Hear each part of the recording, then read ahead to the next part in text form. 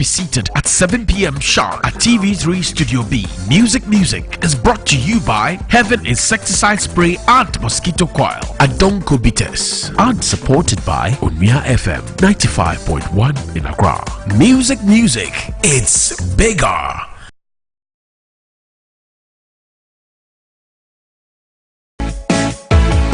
Do you want to have all the 411 and trendy fillers in town? Then you are at the right place. Do you want all the juicy music videos? Then you're tuned into the right program. Do you want to know where all your favorite celebrities hang out and what they do? Your Saturdays just got better with me, MFA Akosia Adeti. Your #1 entertainment show, Spotlight, just got spiced up every Saturdays at 4 p.m. Don't miss it. I feel the vibe, you catch the vibe. It's a date. Spotlight now shows on Saturdays at 4 p.m. only on TV3. Don't miss it.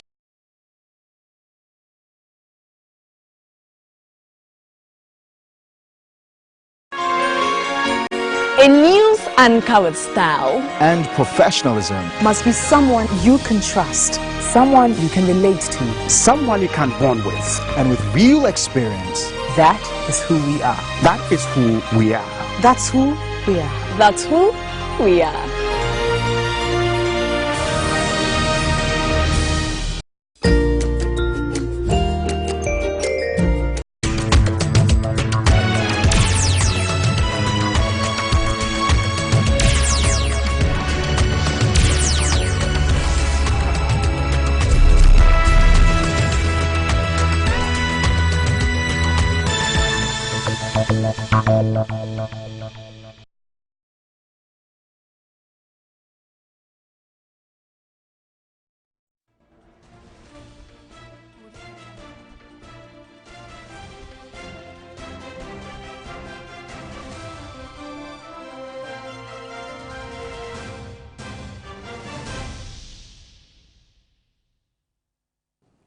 Hello, good afternoon and welcome to Midday Live on TV3 with me, Martin Adusei. Coming up within the next 1 hour.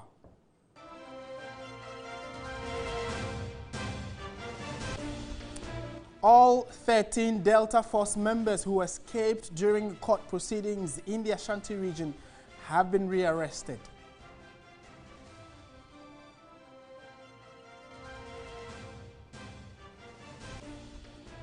Meanwhile, we will be bringing you an exclusive interview with the leader of the Vigilante group, the Delta Forces, and examine the rationale behind their actions.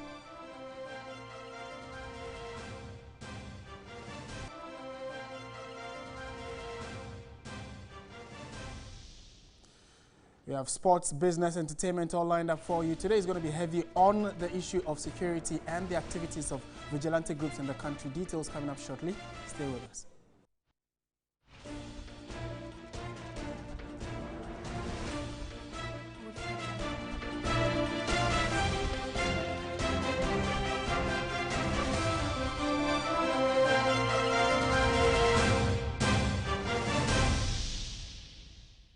Thank you very much for staying with us. This is Midday Live from the studios of TV3 at Adesawe. My name is Martin Adusei. Let's start from the Ashanti region. And police in the region have rearrested all 13 members who escaped during a court proceeding in the region.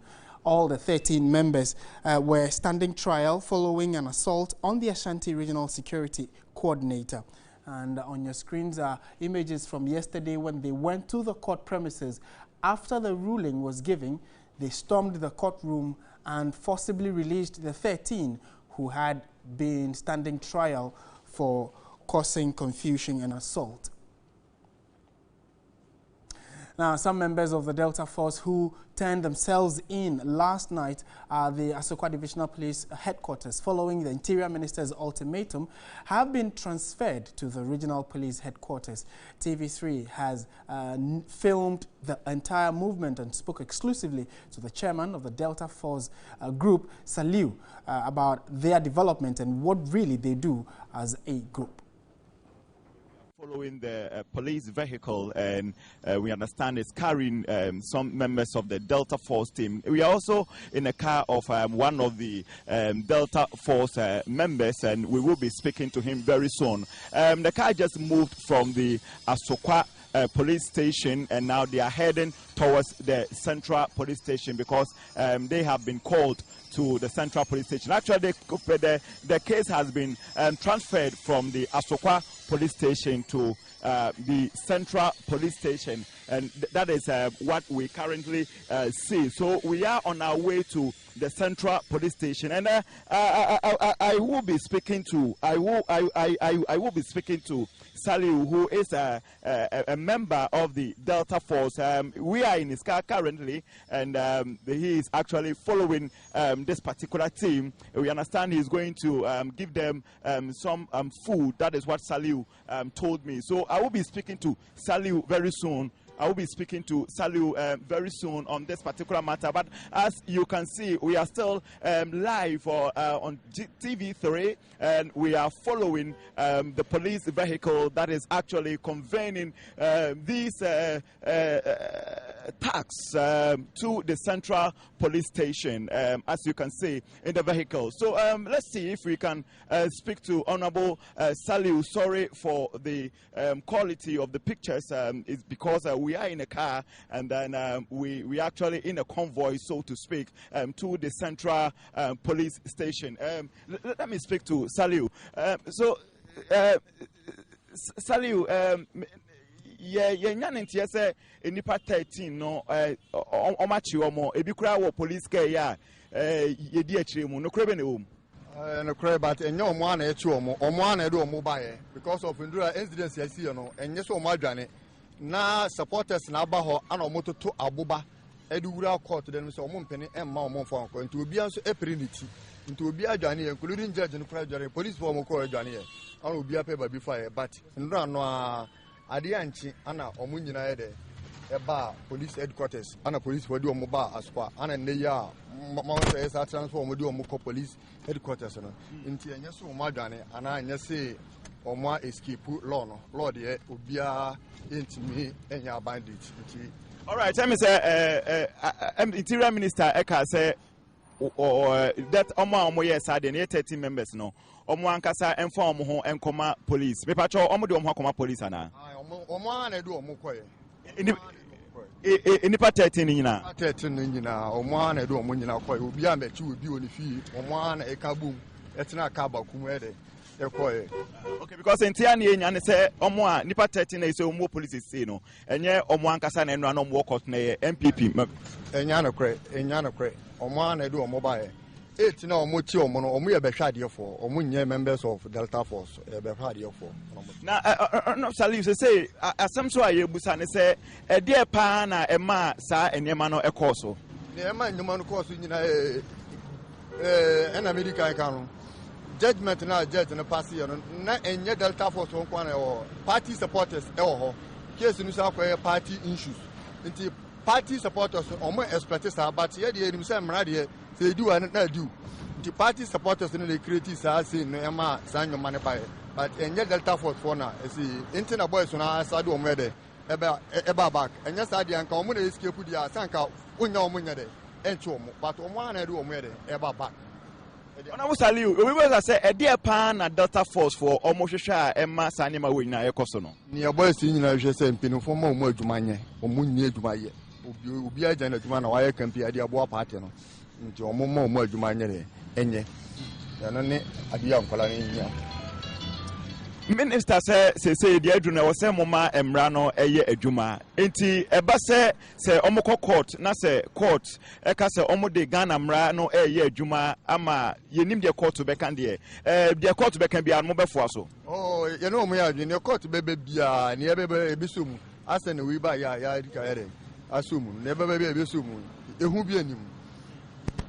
All right, so we have been speaking to Saliu. Saliu is a member of the Delta Force, chairman of the Delta Force. Saliu is the chairman of the Delta Force, and as you can see, we are still in Saliu's car, and we are just after the police vehicle that is conveying some of the Delta Force members to the Central Police Station. Mind you that they were arrested or they turned themselves up yesterday or last night at the Asokwa Police Station, and now they are being moved to the Central police station. So we are still following the vehicle of the police that is actually moving some of the members of the Delta Force. As you can see, a heavily built police personnel moving these Delta Force. We have just arrived at the Central Police Station.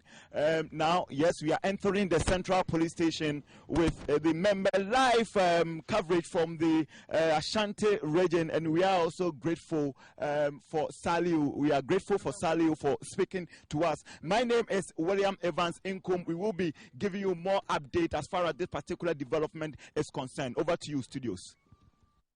All right, yeah, thank you very much, William Evans Inkum, TV3's Ashanti regional correspondent. And he went back to the court premises where the entire drama began yesterday. It was a thriller at the KMA Circuit Court when members of the Delta Force stormed the court to free 13 of their members who had earlier been remanded by the presiding judge. So you just saw the action there. Those are pictures from the Ashanti region. When the 13 men turned themselves in to the police, they were moved from where they originally were to the Central Police headquarters. Evans Inkum went back to the court to take us through the entire drama that unfolded yesterday. Watch this. We are just in front of the KMA Circuit Court, and this is where yesterday's thriller happened. Now, as you can see, this particular notice board was brought down, and it continued to remain same as it happened yesterday. But let's enter the court and then see what actually happened. So that is the chamber, or where the judge was seated when she was actually giving judgment. This is the dock. That is where the 13 members of the Delta Force were held. Now, after the judge has given out or pronounced that they should be remanded, they moved from the dock. Then used this entry, which is supposed to be used solely by the judge, and then they joined their people outside who were then waiting outside. Then the whole attack began. Now, just some few meters away from the entry into the dock or into the court is the judge's chamber. And that is where, this is the chamber of the judge, as you can see, the judge chamber. So immediately after the attack, she was moved from the court, escorted by the police, and then she entered her chamber. So this whole place, temporarily, was fortified by the police. But the big question people are asking, or the concern people are raising, is that the court is too exposed. That is one. And then secondly, the only time you see heavily police present or security present is when probably an armed robber has been brought to the court. That is where you see heavily police present. So the question people are asking is, what stopped the police from fortifying this particular area? Looking at the magnitude of the case, these are just concerns. My name is William Evans Inkum. Over to you, studios. All right, so William Evans Inkum, thank you very much once again. And the Northern Sector Bureau Chief, Kofi Edudonfe, has joined us via Skype. He is also stationed in the Ashanti region, Kumasi specifically, and is going to be giving us a brief chronology of activities of these vigilante groups, especially Delta Force in the Ashanti region. When they were formed, do we know what major activities have they engaged in? And then also, especially during the 2016 elections, what role do they play? And clearly it is seen that they are affiliated to the NPP, but the party has not said much about what is going on now. In the region, has the party mentioned anything or said anything about the activities of the vigilante groups? Kofi, good afternoon. Thank you very much for joining us. Good afternoon to you, Martin. Right, I mean, clearly there seems to be some sanity in the Ashanti region, and the police have told us that they are taking control of the situation. What other information can you give us about the Delta Force Vigilante Group? Well, Martin, let me first say that residents of Kumasi are as insane as many Ghanaians who have followed this recent unlawful actions of this political vigilante group. Now, monitoring talk on local radio and indeed on the streets of Kumasi, of course, being the ruling party's stronghold, you get a sense that people are really not enthused with failure of the political leadership to seriously and strategically deal with members of the Delta Force. Though there have been attempts to play political equalization, you realize that all forces point to very strong condemnation of this blatant disregard for the rule of law. Now, the visibility of these heavily built men, and they are actually referred to as NPP macho men here in the Ashanti region. Their operations were visible during the 2012 elections when they came out in groups with the intent of protecting ballot boxes from being snatched during the polling process. In fact, at the time, they sought official recognition from the police command to really act as partners in the whole electoral process, but their request was turned down. Yet they were seen actually during this 2012 polls in their numbers at various polling stations trying to protect, as they claimed, the ballot boxes. But I must say, Martin, that these groups became more organized and well-established with well-established leadership and structures in the run-up to the 2016 elections. But the names, as we are hearing, were not that profound during the period. For instance, for most residents of Kumasi, the mention of Delta Force would really not ring a bell, other than probably Chuck Norris starred war film of the 1980s. Now, the name of the group gained prominence after the 24th March debacle of the attempt to force the regional security coordinator from office. But I must also say that prior to this, the leader of the group, Kojo Fusu, also known as Bamba, had granted a press interview, I think somewhere in February or early March, where he expressed the intention of Delta Force to arrest former Kumasi Mayor Kojo Bonsu over the cost of the Ratri Park.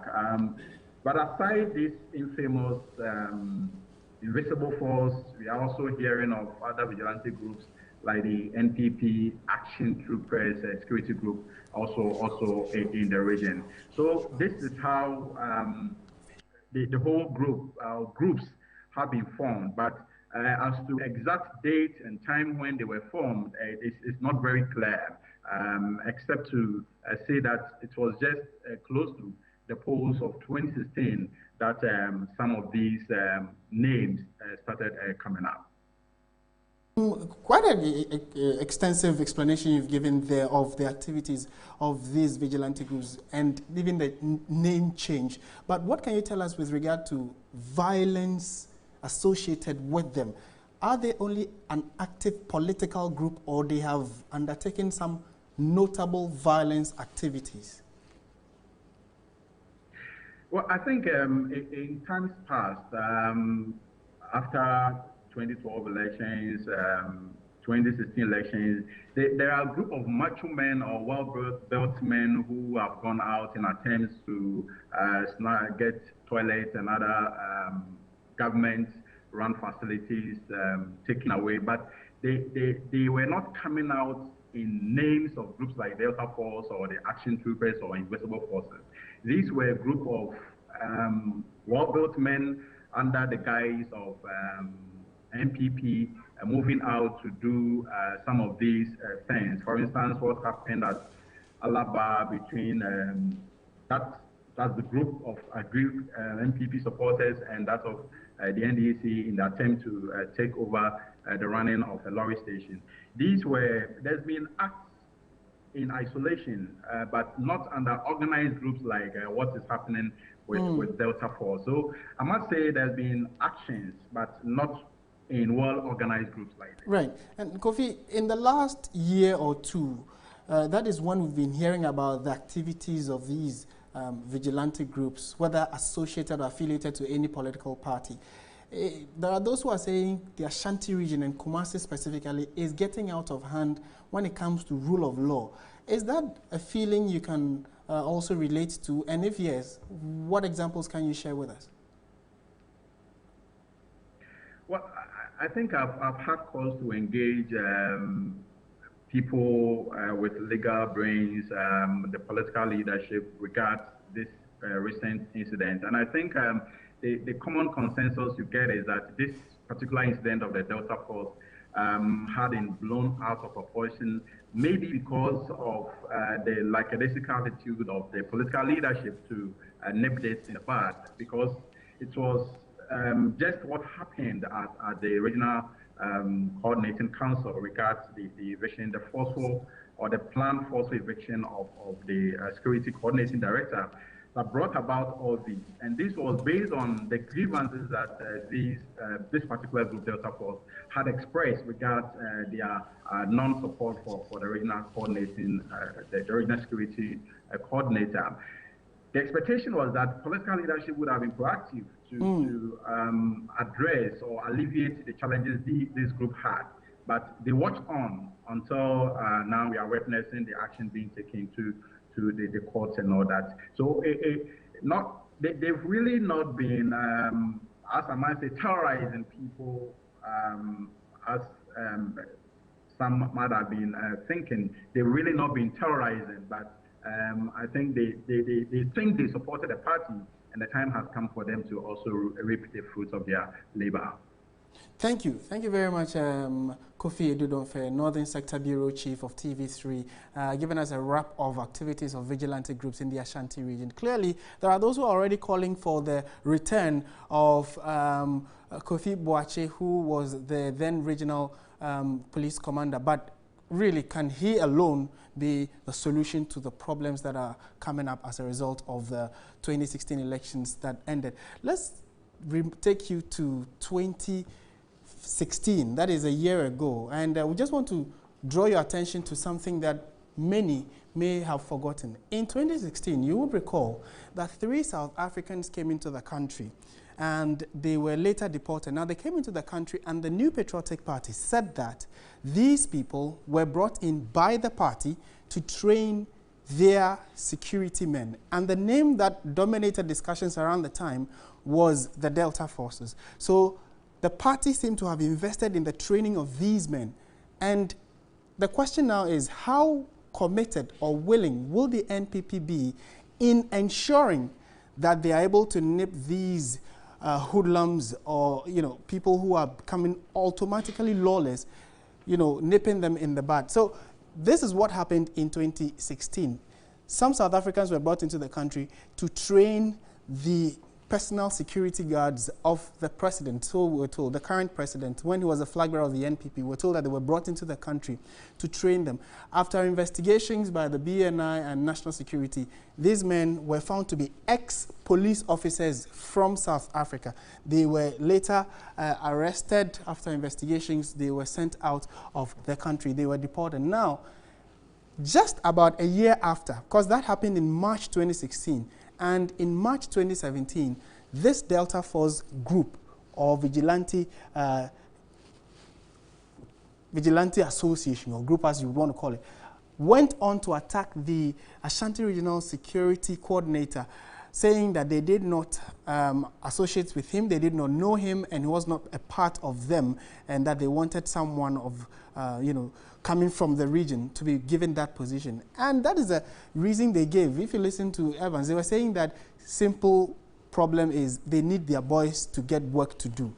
But is it the political party that will give you work to do? This is a matter of concern, and we are hoping that the national security, the president for that matter, would be able to take some decisive action to ensure that these issues do not get out of hand. We would be speaking to a security analyst shortly to see how, as a nation or the government in power, would be able to handle this tactfully, so we would not have them going into hiding and then coming up to attack various fronts and making us have issues on our hands.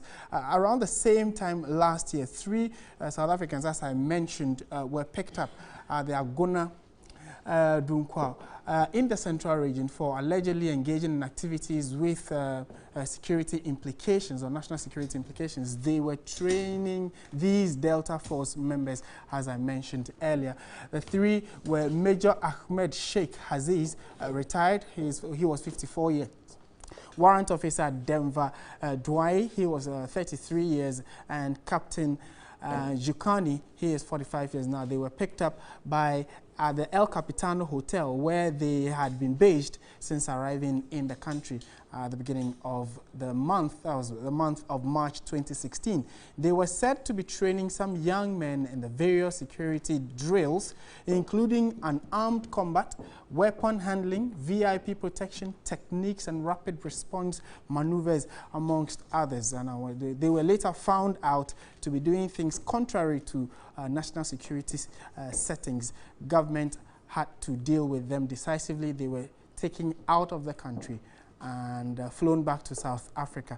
The NPP, was quite clear on the fact that they brought them. They took responsibility and said that they brought them into the country to train their men and women in terms of protection for security personnel. All right, so that is just a brief background of what these 3 men have been up to when they came into the country in March 2016. We are in 2017, and just a year after, we were getting reminders about the activities they undertook. Let's go straight to the interview now, and then we would also bring you a playback of what the Interior Minister, Ambrose Derry, and the IGP have been saying about this development.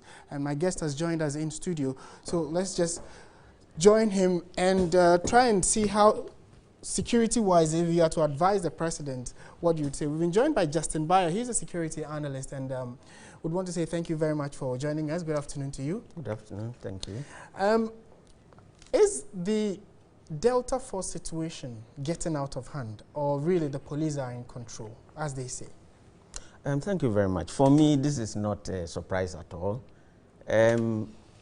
If you equip civilian groups with military capacity and they don't have any proper command structure, what you are going to get is acts of impunity, and that's what we are witnessing.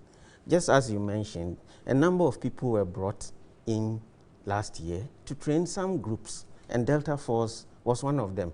So they have been given the necessary training, and they've been equipped. So they have to express it, and that is what we are seeing right now. For me, if we don't do anything now, these acts of impunity will continue. There will be a lot of lawlessness, and the state to be seen to be gradually sliding down.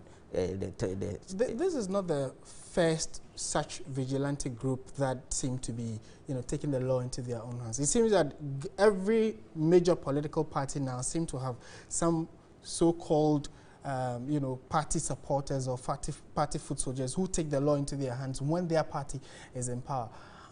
What is the role the national security, for instance, what role should they be playing in this, irrespective of which party is in power? Yes, exactly. What we need is not condemnation. The real thing we should be doing is effective response in terms of taking steps to arrest and deal with such people who are actually committing such crimes. We should see these things as criminal, and we should deal with them. We shouldn't sit down and then think that by condemning, then the issue would go away. For me, there is a link with all that they are doing, whether it's coming from any of the political parties or not. The issue about not reacting appropriately means that these groups who have the belief that they can do whatever they like, and at the end of the day, nobody can act upon it.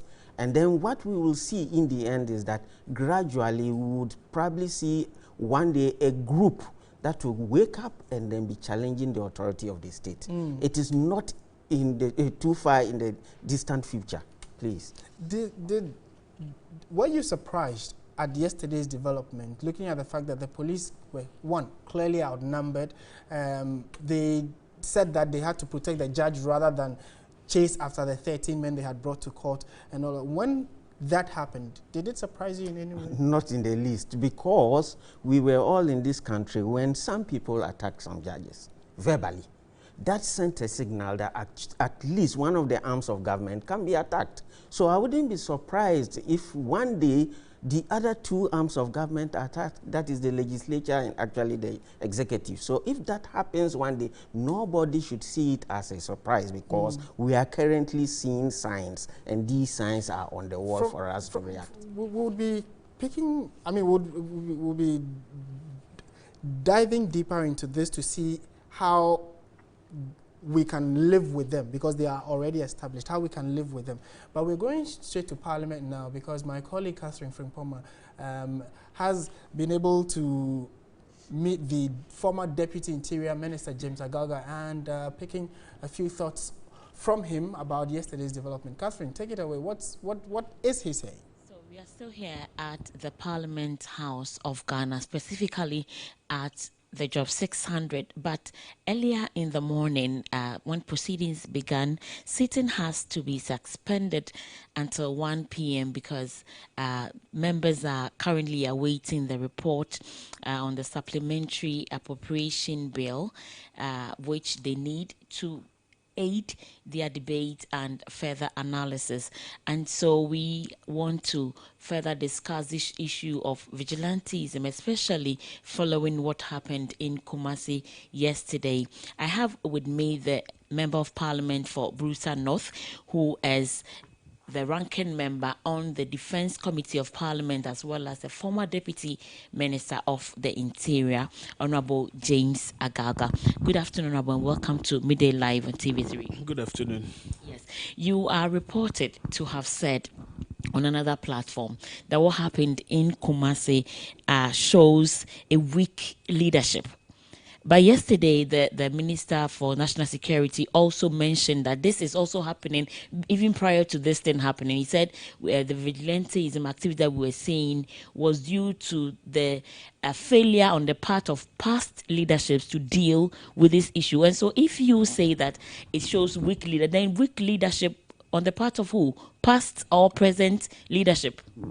Thank you. I think that my point of reference was clear. We are saddled with some misconduct, some lawlessness unleashed on Ghanaian citizens and a court of law duly constituted by a known group, an identifiable group called the Delta Force, which is supposed to be based in Kumasi.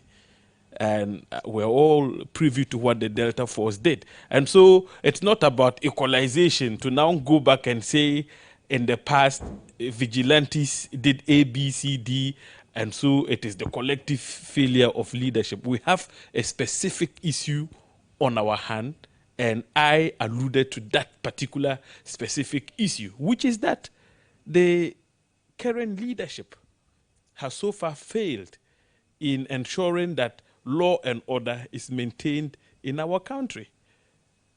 You know, the activities of vigilante groups reared its ugly head after the 2016 elections.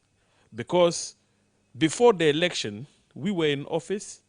I recall how my boss at the time, the Minister for the Interior, Prosper Bani, held meetings with all the security heads, instructed them to ensure that all vigilante groups were disbanded.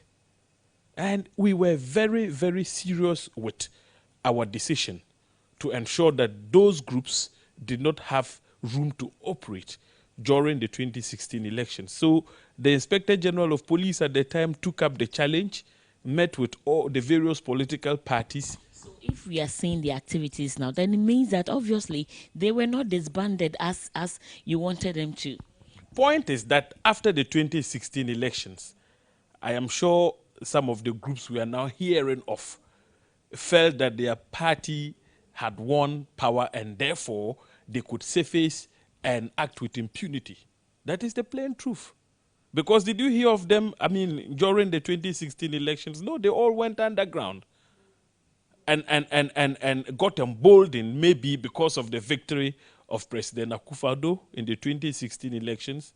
Are you surprised that all the groups that have so far unleashed mayhem and lawlessness on the people of this country are groups that are affiliated to the New Patriotic Party? But this is not new, because in previous eras we have this same situation happening in various governments. That's why we are saying that I think so far the blame game hasn't helped us as a country. So moving forward, devoid of politics, how do we deal with this issue as a country once and for all? The president has the singular responsibility to ensure that the country is safe. That is why he's commander-in-chief of the armed forces. It's not for nothing that he's commander-in-chief of the armed forces. And then you have the ministers responsible for defense, interior, and now national security. They have the responsibility to ensure that our country is peaceful and that groups such as the Delta Force, vigilante groups, do not find room to operate. So, short of politicizing the issue, I am saying that the government of President Akufo-Addo has the duty to ensure that there is law and order. I'm saying that so far they have failed in relation to their handling of the activities of the vigilante groups.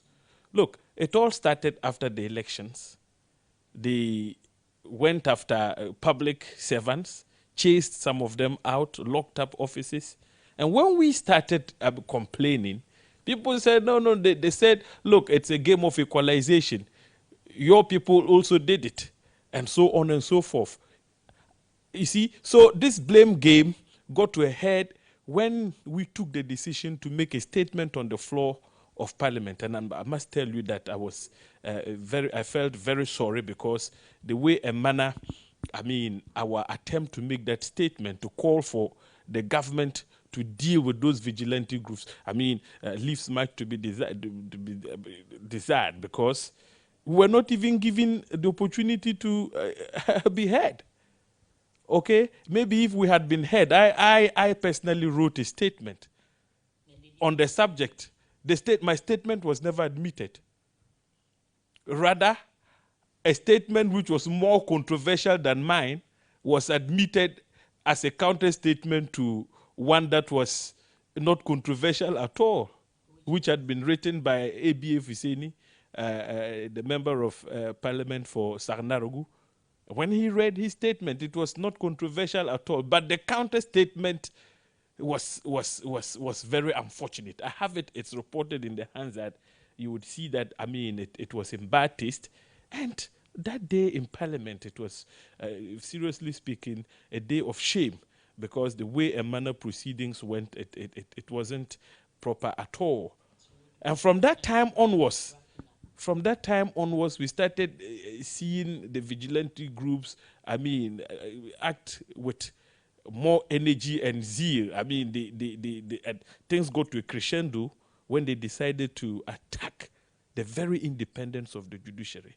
You go to court, a court of law, and threaten the judge, you disrupt proceedings and free up accused persons. What do you want to see the president do now as we wrap up? I think the president should walk the talk.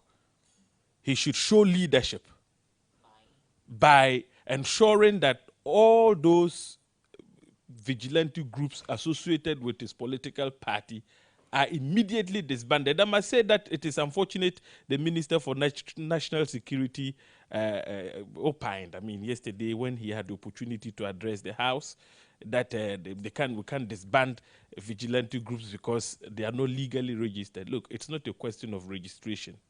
We know, yes, I was at the Ministry of the Interior. We never allowed such groups to be registered to operate as private security companies. What we're saying is that they are identifiable. Samia Wuku clearly attempted to shift the goalposts by accusing the security agencies for not acting, because he knows the groups exist. Nano Biribuahin knows the groups exist. The Honorable Kennedy Ajapong even dared the president that nobody should touch the Delta Force. happened, and like I said, what do we do going forward? You said the president should take action by doing what? By ensuring that you can't have a group without leadership. So the groups definitely have leaderships who definitely would be known to the MPP as a political party. They should call them to order. Those who would not listen to good counsel should be arrested and dealt with. If they show fortitude and courage in dealing with the issue by effecting arrests, I'm sure we wouldn't be having this problem on our hand. They have so far failed because of the political affiliation, obviously.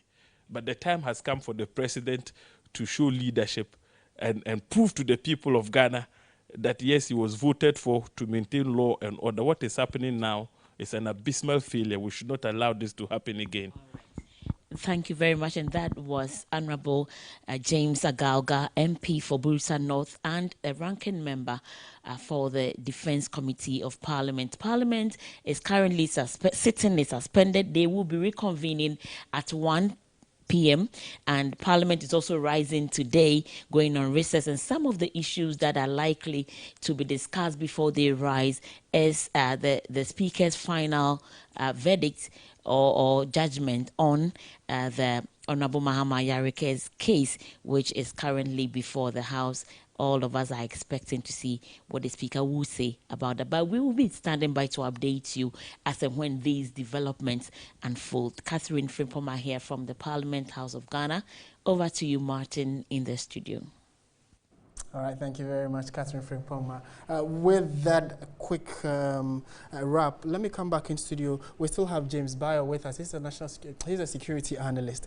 We just want to put two quick questions to you. One, yesterday the National Security Minister, Honorable Kandapa, was in Parliament and said that these vigilante groups cannot be disbanded, which means that he said they have not, because they've not been registered, they are not seen and they don't have a particular office saying you are going to disband them. But we all accept that they are a group that exists. They exist. We feel what they do.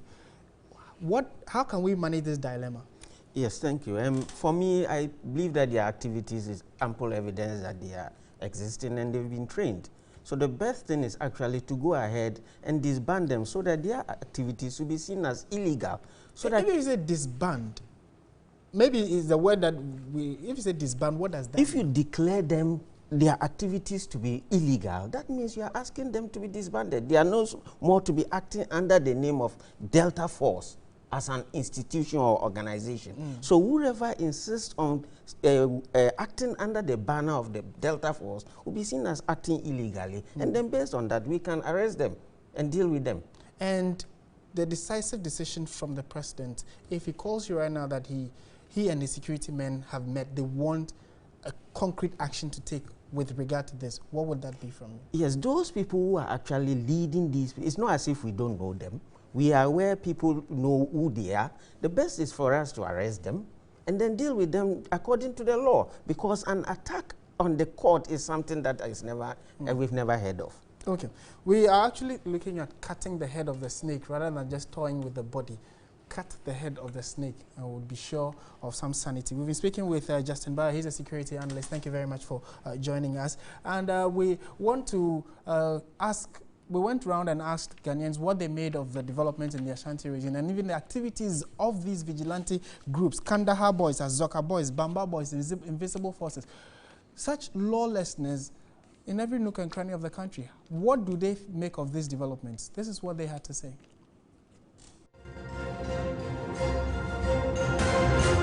The threats that we feared could result from the vigilante activities in the country seem to be a reality now, where a whole court of jurisdiction could be attacked by a vigilante group. Now, moving on as a country, how do we deal with this issue once and for all, devoid of politics? What do you think? Those groups belongs to them.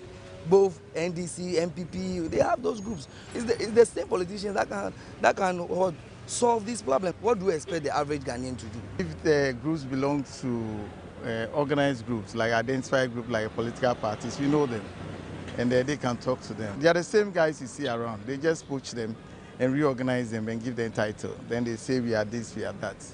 We believe that the states need to discuss this matter and we need to put an end to it. The focus should be on Nana. He's the president. He should be tasked to control the vigilante groups. We don't want to hear things like the interior minister saying that they can be enlisted in the national security. Let the people be brought to book and be punished. That's what we want to see. I think the police are effective, but at the same time they are scared because it is political. So people are scared of losing their jobs. There should be confidence and the president should assure them, and I think that would be the best way to solve the problem. I think this problem wouldn't help the country as a whole because we are at a risk of losing many innocent lives because of this unscrupulous activities of the vigilante group. So in case the government finds solutions, the police can also chip in and help solve this problem. I see them to be a threat to national security. I think that the government should take on steps, or the police administration should take on steps to wipe out, because they should act professional, not partisan. The president cannot sack anybody from the police. The police are supposed to do their work. The constitution empower them, as the constitution also empower the president. So they should all act on their rules as prescribed by the constitution. I've not seen a soldier man arresting somebody and having an issue. But when the police arrest, there is an issue. So if the government can stay away from their police duty, I think this thing will stop. I think the major stakeholders will have to be proactive. The police, the political leaders, and all other people who are, in the security area. And in my view, this is the time that they have to really take it to a higher height in terms of, looking at the whole issue and making sure that they deal with these vigilante groups once and for all.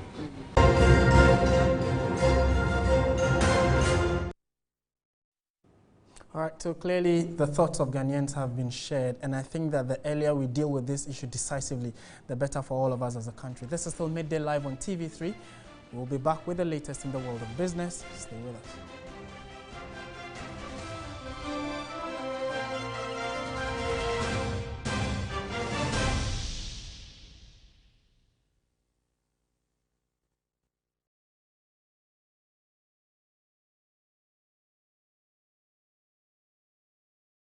Hooray! Now the new Star Times modern combo decoder bi. Ne boy 140 Ghana cedis per Albania over 100 international satellite channels. Ahwe, busumi bian 15 Ghana cedis per ana ubetua.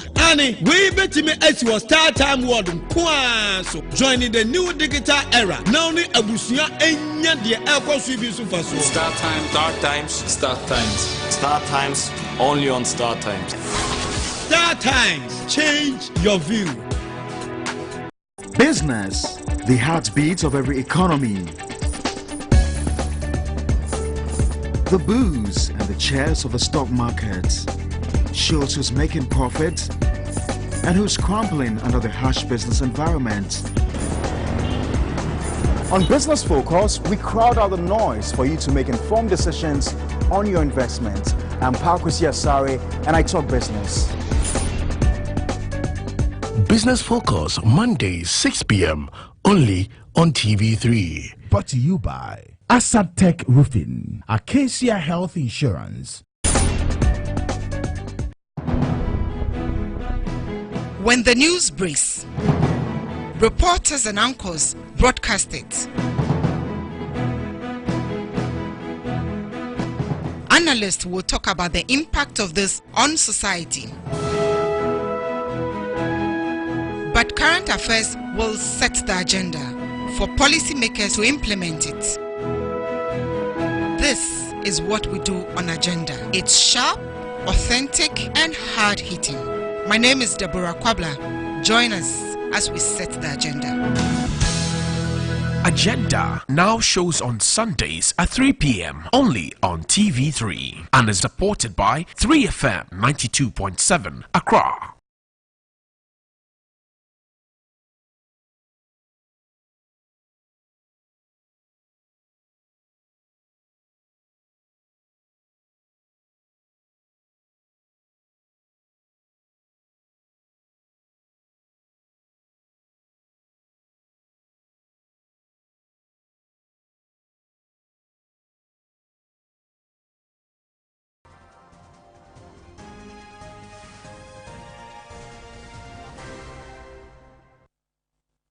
Welcome back to Midday Live on TV3. Let's do business now. The Public Services Workers Union, PUW, wants government to begin a dialogue on the review of the sale and purchasing agreement of the Electricity Company of Ghana, ECG.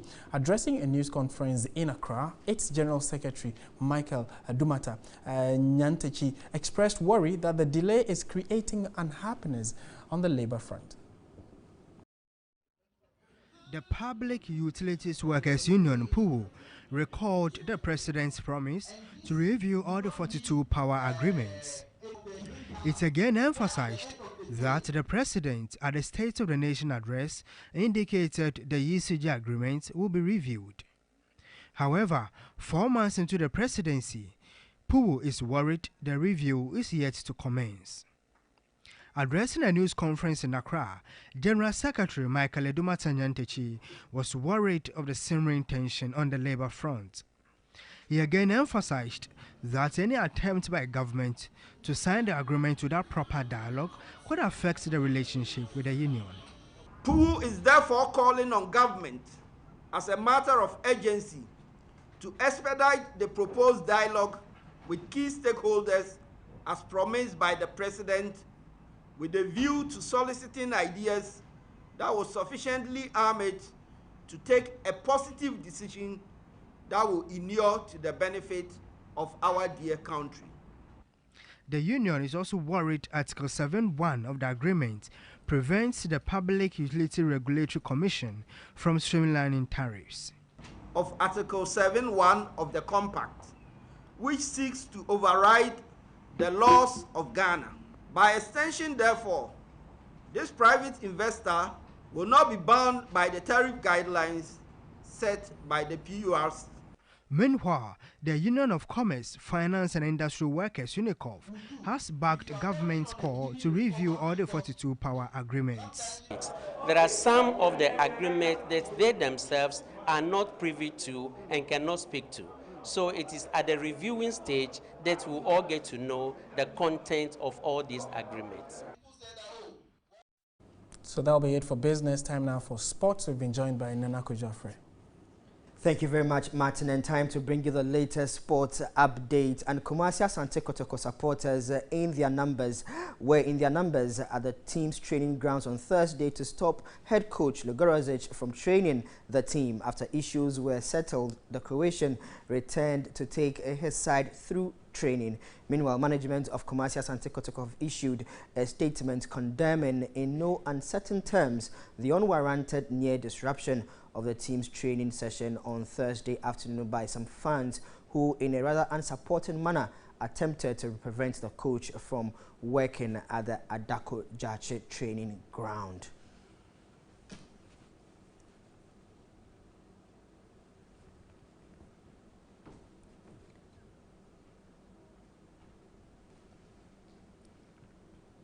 New CAF President Ahmed says the new administration is reviewing the controversial 12-year television deal handed by the Hayatu administration to Langadere. Ahmed told journalists in Johannesburg this morning that everyone agrees it is a bad deal for the continent and wants it changed. The Malagasy also says he is conducting a review of the Nations Cup over its timing and frequency. Reports have suggested Ahmed wants it changed from a biennial event, but he has denied that. Meanwhile, the South African group COSAFA say they will push for Africa's 9 World Cup slots to be distributed on a regional basis. West Africa and North Africa have traditionally dominated World Cup places from Africa, but buoyed by the presence of their man in the CAF chair, COSAFA wants it to be allocated on a regional basis.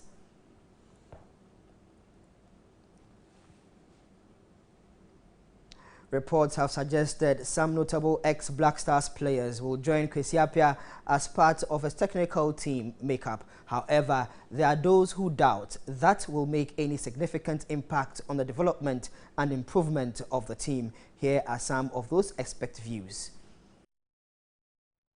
There is a clarion call for ex-players to dominate Kwesi Appiah's coaching staff, and he himself seems to buy into that, with the suggestion that He wants to work with Stephen Appiah, Richard Kirsten, and Ibrahim Tanko. But exactly what benefit do these ex-players bring to a national team? Ex-international Tony Buffo says a lot, but argues that just being an ex-player is not enough. Sports journalist Godfred Akoto-Boafo, who has covered the team at last 6 tournaments, says Appiah must use skill set, not reputation and previous service to nation, to pick his backroom staff, and says he has doubts about some of the names and roles being offered them. The advantages are many, but it's also about getting the right kind of personnel. It's not just about naming former players. You need to name knowledgeable former players. And again, I will make references to the countries who have done it. Alphonse Chami is the current team manager of Cameroon. Some will say a former striker, but he holds 2 master's degrees. You look at Nigeria, what they were able to do. Ike Shoromu, the entire technical team is made up of national team players who have master's degrees. It's not just about knowing football. It's about having a different kind of competence. And now let's go into our final story before we leave. World number 1 Dustin Johnson is out of the Masters at Augusta National after suffering a back injury in a fall at his rental home on Wednesday. The 32-year-old American looked set to take part after warming up on the range, but then withdrew on the first tee.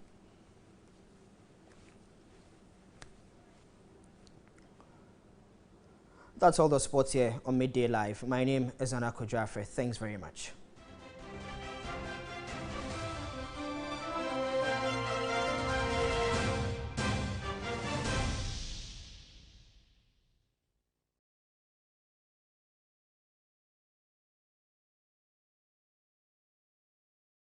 Daily exposure to different environments leads to a buildup of germs, oil and dirt. These can cause blemishes and uneven skin tone. You need new Dettol Even Tone. It removes 99.9% of germs and is formulated to remove excess oil and dirt, helping to reduce the appearance of blemishes, giving your family the confidence of healthy, even-toned skin. For an even better you, new Dettol Even Tone. Dettol, the 100% sure. Post-Cure food supplement to improve urine flow in men. Yes, you're so frequently, no more straining in urination. Some few months ago, life was very tough for me as a man. I had a problem with urine flow. The urine does not flow the way I wanted. My bladder is often not completely empty. Sometimes I just embarrass myself. Until I was introduced to Post-Cure from Medimosis Prostate Center. Post-Cure from Medimosis Prostate Center is a well-formulated food supplement acclaimed worldwide to improve urine flow. Now available at all pharmacies, filling station shops and shopping centers nationwide. Contact the Tem, Accra and Kumasi branches with the numbers on your screen. Visit our new branch in the AESL building, opposite Ministry of Roads and Transport, near Pension House, Accra. Post-Cure food supplement improves urine flow in men.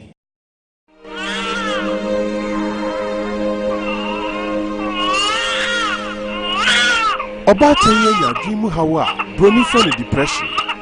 And now, your dear inti, want to be near Nimpo and what you are the bastard, dear set.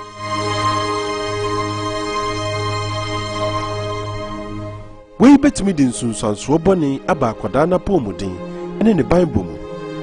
About time be brave, and it was hard to be a yimu. I dream how, the teacher, dear brony friend of depression, a dear pin for any my time pina. Woman here see a better word. Na yako womwa mom ya ntu ejeje mu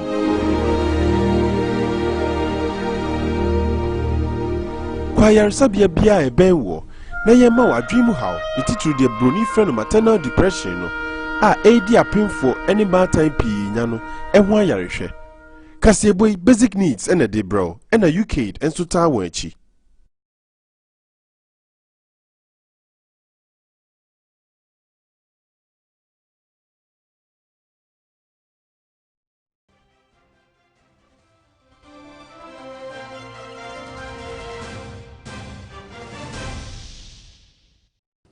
Thank you very much for staying with us. Let's find out what's happening elsewhere around the world.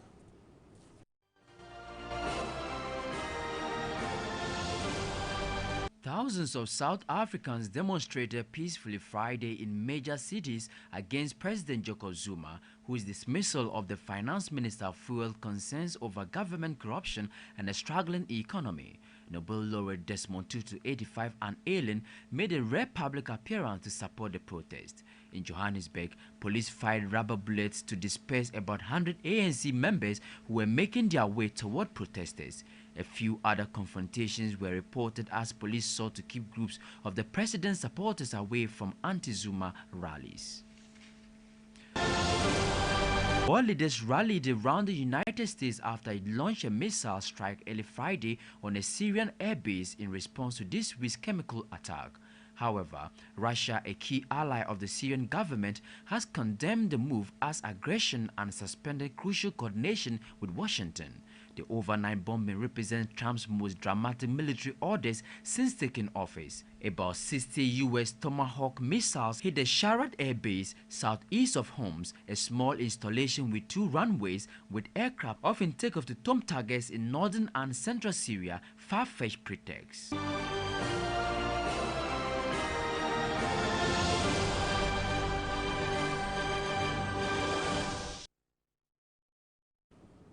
All right, so now though, let's look at some of the cool artworks of tilapia.